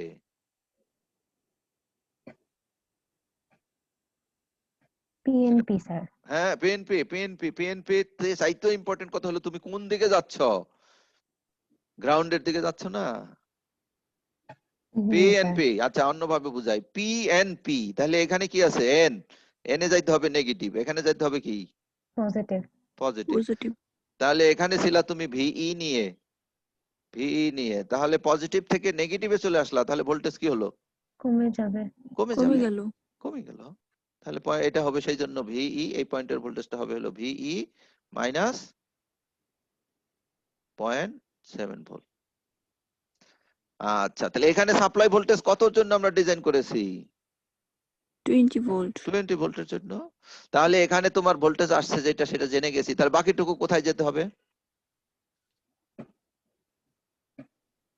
জেনারে যেতে হবে। জেনারে যেতে হবে। তাহলে এই রেজিস্ট্যান্সের মধ্যে দিয়ে এখন একটা কারেন্ট কনসিডার করো, সে 5 মিলি এম্পিয়ার। তাহলে এখানে এই ভি আর 9 এর ভ্যালু কত হতে হবে বলো? ভি আর 9 এর ভ্যালু হবে কত? ভি আর 9 এর ভ্যালু হবে হলো ভিএস মাইনাস ভিই, বলো +0.7। প্লাস 0.7। হ্যাঁ, কারণ মাইনাসে মাইনাসে প্লাস হয়েছে না, জি স্যার। প্লাস 0.7। তার বাকিটুকু চলে যাবে কোথায়? জেনারেল অ্যাক্রসে। তাহলে এখানে জেনারেল ভোল্টেজটা এখন ডিটারমিন হয়ে গেল না, বলো? জি স্যার। জেনারেল ভোল্টেজটা ডিটারমিন হয়ে গেল, তাহলে সেই ভ্যালুর একটা জেনার এখানে ইউজ করবে। তাহলে আসলে এই জেনারের কাজ হবে কি জানো? এই জেনারের কাজ হবে তোমার এই যে এইটার আর এইটার ভোল্টেজটা দিবে, এই দুইটা পয়েন্টের ভোল্টেজ সে দিবে। দুইটা পয়েন্টের ভোল্টেজ দিলে এখানে তোমাকে কি করতে হবে? ওই যে ভোল্টেজটা জানা আছে 0.7 বিয়োগ করে দিতে হবে, বিয়োগ করে দিলে না সরি এখানে আসছে যোগ করে দিতে হবে, দিলে রেজিস্ট্যান্স দিয়ে ভাগ করলে তুমি কারেন্টটা পেয়ে যাবে। তাহলে এবার তোমার প্রয়োজনীয় কারেন্ট এখান দিয়ে তুমি পাস করাতে পারবে। এখন এখানকার ভোল্টেজ কম বেশি হলেও এই রেজিস্ট্যান্সের অ্যাক্রসের ভোল্টেজ কম বেশি হবে, বাট এই কারেন্টের ভ্যালু কম বেশি আর হবে না। হবে না। তাহলে কনস্ট্যান্ট কারেন্ট পেয়ে গেলাম, তাহলে আগের প্রবলেম সলভ করে ফেললাম। we will get another advantage. What is that? বলতো একটা কনস্ট্যান্ট কারেন্ট সোর্স এর ইন্টারনাল রেজিস্ট্যান্স কেমন? আউটপুট রেজিস্ট্যান্স লো না high? Sir high. High sir. High, right. এটার ভ্যালু হবে হলো ওই যে এইচ ও ই, 1/H ও ই, যেটাকে আমরা বারবার আর ও দিয়ে রিপ্রেজেন্ট করেছি, বুঝতে পেরেছো? জি স্যার। তাহলে এই হাই রেজিস্ট্যান্স হলে ভালো না খারাপ? এখানে একটা হাই রেজিস্ট্যান্স আছে, এটা হলে ভালো না খারাপ? ভালো। কেন? ওর কালেক্টর রেজিস্ট্যান্স, এরর এমপ্লিফায়ারের কালেক্টর রেজিস্ট্যান্স হিসাবে ওর আউটপুট রেজিস্ট্যান্স কাজ করবে, তাই না? জি স্যার। কনস্ট্যান্ট কারেন্ট সোর্সের আউটপুট রেজিস্ট্যান্স বা impedance will work as the collector resistance of error amplifier. কথাটা কোথায় লেখা আছে দেখে নেই, ডিফারেন্সিয়াল এর উপরে থাকবে। এটা কি কনস্ট্যান্ট কারেন্ট সোর্স? লেখা নাই কোথাও। এই যে but as a very high resistance, value কত? ওই যে দেখো 1/HOE at the collector of transistor. তাহলে কি হবে? ভোল্টেজ গেইন, এই যে ভোল্টেজ গেইন বেড়ে যাবে, তাতে এটা আমাদের সুবিধা হবে। আচ্ছা, এরপরে আসতেছে হলো ইমপ্রুভমেন্ট, কি নাম? Voltage regulator circuit with differential amplifier. Already আমরা ডিফারেন্সিয়াল এমপ্লিফায়ার পড়ে ফেলেছি না? দেখো তো এটা পড়েছি কিনা? জি স্যার পড়েছি। পড়েছি। আচ্ছা, এটার আউটপুট একটা টার্মিনাল থেকে নিয়েছে, তাহলে এটার নাম কি হবে বলো? Dual input unbalanced output. বুঝতে পেরেছ? ডুয়াল ইনপুট কেন? দেখো দুইটা ইনপুট দেয়া আছে, এই কিউ 5 এর বেজেও ইনপুট দেয়া আছে, সেটা দেয়া আছে এই যে VZ2, আর এদিকে Q6 এর বেজেও ইনপুট দেয়া আছে, যেটা আমরা আগে দিয়েছিলাম ওই যে ভোল্টেজ ডিভাইডার দিয়ে এরর এমপ্লিফায়ারের ইনপুটের মতো দিয়েছি, তাই তো? এখন তোমাদের কারো মনে আছে কিনা যে আমি যদি এইটাকে ধরি রেফারেন্স ইনপুট আর এটাকে ধরি অ্যাকচুয়াল ইনপুট, এইটাই আমার অ্যাকচুয়াল ইনপুট, তাহলে এখান থেকে আউটপুট নিলে সেটা কি ইনভার্টিং হলো না নন ইনভার্টিং হলো? যে যেই ট্রানজিস্টরের বেজে ইনপুট দিব অপোজিট ট্রানজিস্টর থেকে আউটপুটটা নিব, তাহলে সেটা কি ইনভার্টিং হবে না নন ইনভার্টিং হবে? নন ইনভার্টিং। এইটা কে বললো দেখে? নাম কি তোমার? স্যার নিলয়। নিলয়। এই আন্দাজে বলে দিছো না ঠিক করে বুঝে না বলছো? স্যার, ঠিক করেই। কেন? স্যার একটা, আমরা তো অন্য একটা নিতেছি, অন্য একটা নিলে তো স্যার চেঞ্জ হবে না। আচ্ছা যাক, একটা বলতে পারতা স্যার, আমার মনে ছিল ওই আগেরটা। না স্যার, ওই যে এই অ্যাম্পলিফায়ার তো 180 ডিগ্রি চেঞ্জ করে দেয়। আমি যদি যেটা ইনপুট দেই সেটা নিলে 180 ডিগ্রি চেঞ্জ করে দেয়। গুড, অন্য ভালো ফ্যামিলিতে দিয়েছো যে এখানে হইলে তো আমার 180 ডিগ্রি চেঞ্জ হইতো, তাই না? এখানে আসলে 180 ডিগ্রি চেঞ্জ হবে না। আচ্ছা এটা দেখে নিও ডিফারেনশিয়াল এমপ্লিফায়ার, এটা অনেক করে বুঝিয়েছিলাম যে এখানে যদি ইনপুট দেওয়া হয় তাহলে এখানকার আউটপুটটা ইন ফেজে থাকবে। আচ্ছা তাহলে আমরা আগে এই ডিফারেনশিয়াল এমপ্লিফায়ার টুকু বুঝবো। এই ডিফারেনশিয়াল ইনপুটের এইখানে যে ইনপুটটা দিয়েছি, এখানকার ইনপুটটা দিয়েছি, এই ইনপুটটাকে বলতে পারো মাইনাস ইনপুট। এইটার রেসপেক্টে ওই যে আমাদের কি নিলয় যে অ্যানসারটা দিল, নিলয় কি অ্যানসার দিল যে যেখানে ইনপুট দিব সেই ট্রানজিস্টরের কালেক্টর থেকে নিলে তো এটা কমে যাবে, ইনভার্টেড হবে, তাই না নিলয়? জি স্যার। তাহলে এইটাকে আমি ইনভার্টিং ইনপুট বলতে পারি না এই ইনপুটটাকে? কারণ জি এখানে স্যার। ভোল্টেজ বাড়লে এখানকার ভোল্টেজ কমে, কিন্তু আমি এখানে একটা কনস্ট্যান্ট ভোল্টেজ দিয়ে রেখেছি, তাই না? দেখো ভোল্টেজের ভ্যালু কত দিয়েছি এখানে, VZ2, আর এই পাশে দিচ্ছি কোথা থেকে এনে, এমপ্লিফায়ার থেকে এনে। তাহলে শুরুতে মনে করো যখন এখানে 12 ভোল্ট আছে নরমাল অপারেশনে যখন আছে, তখন এখানকার ভোল্টেজটাও কি, এখানকার ভোল্টেজটা সামান্য একটুখানি বেশি, ঠিক আছে? কত চাইতে? এই যে VZ2 এর চাইতে সামান্য একটু বেশি, তাহলে এখানে সামান্য একটু ভোল্টেজ পাওয়া যাবে, বলো? আরে এখন কি নাই নাকি কানেকশন? গেছে, ডিসকানেক্ট হয়ে গেছে সবাই। হ্যালো,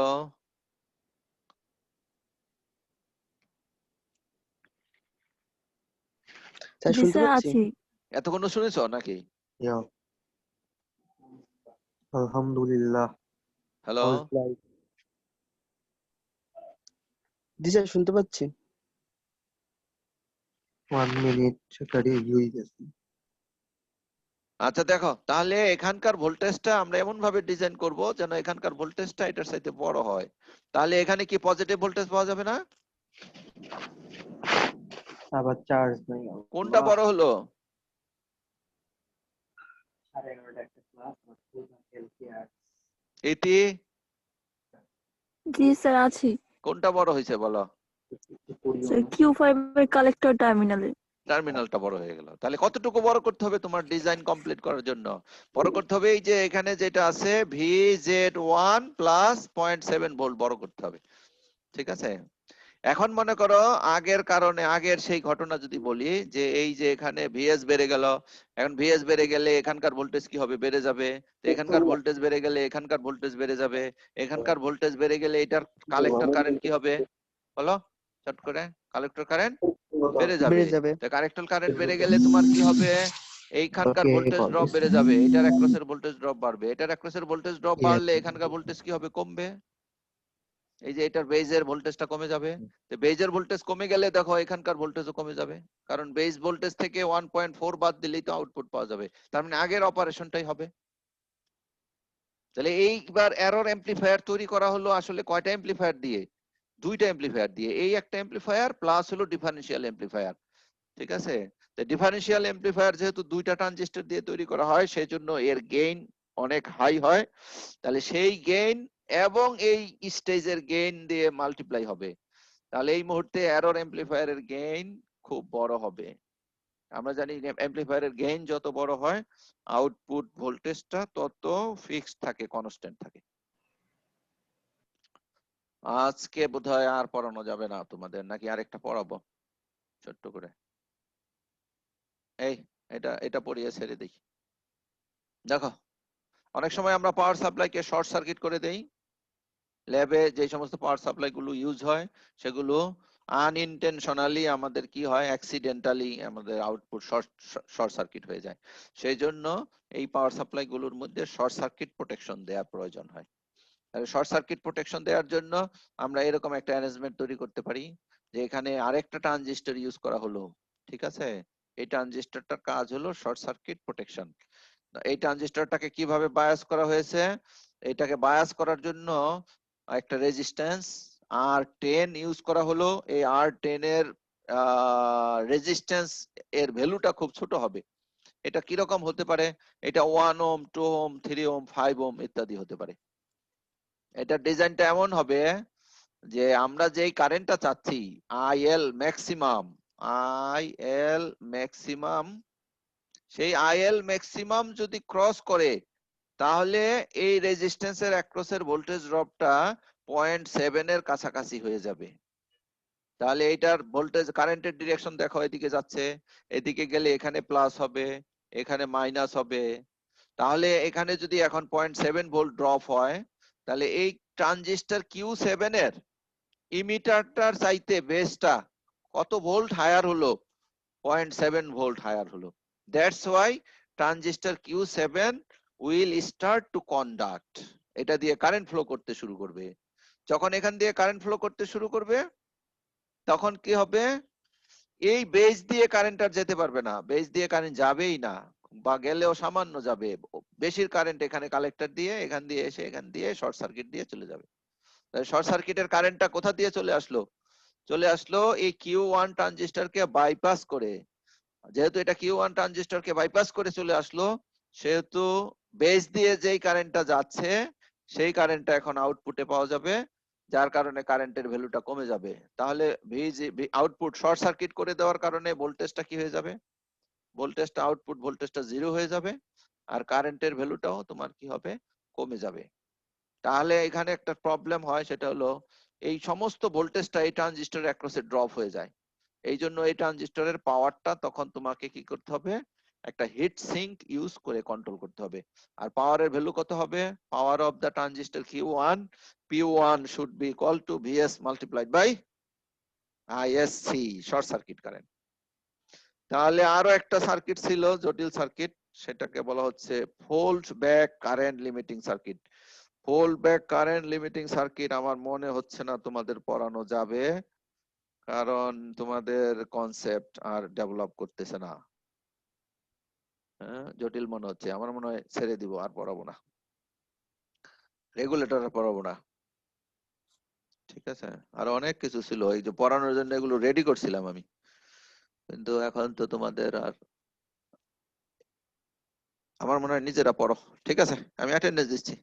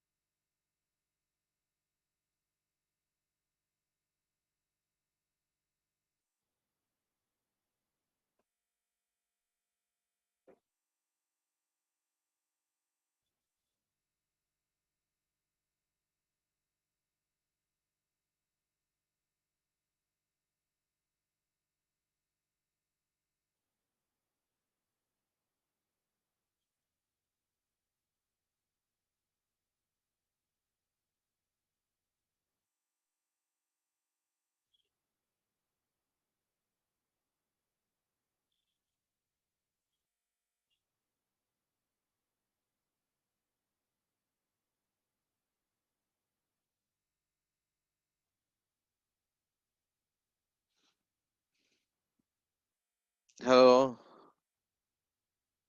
হ্যালো জি জি স্যার, স্যার। শোনা এই তোমরা পড়ো পড়ো, আমার কথা শুনলে শুধু হবে না, বই পড়ো। এই রেগুলেটর কিন্তু পুরোটাই ডেভিড বেলের বই থেকে পড়ানো হয়েছে। তোমরা নিজেরা পড়ো, একটু গ্রুপ স্টাডি করো, নিজেরা বোঝার চেষ্টা করো। স্যার ডেভিড বেলের ইলেকট্রনিক ডিভাইসেস এন্ড সার্কিটসটা? হ্যাঁ আচ্ছা। ঠিক আছে, কারণ একটু না বুঝলে আমার কথা কোনোটাই বোঝা যাবে না, তোমাদের আগের শুরুর সার্কিট গুলো বুঝতে হবে। ঠিক আছে, তাহলে আরো অনেক কিছু ছিল তো পড়ানোর, এখন কি করব?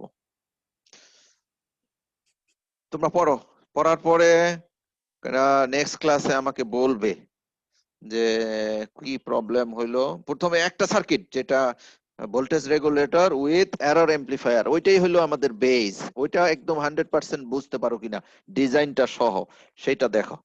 ঠিক আছে, এই নেক্সট ক্লাসে আমাকে ওইটার উপরে সবাই ইনফর্ম করবে যে ওই বেসিক সার্কিট ইয়াটা মানে মেইন সার্কিটটা voltage regulator with error amplifier, এটা ডিজাইন, এর অপারেশন, এইগুলো বুঝেছো কিনা, এর পারফরমেন্স, এই কয়েকটা জিনিস ঠিক মতো বুঝেছো কিনা দেখো। ওকে, থ্যাংক ইউ।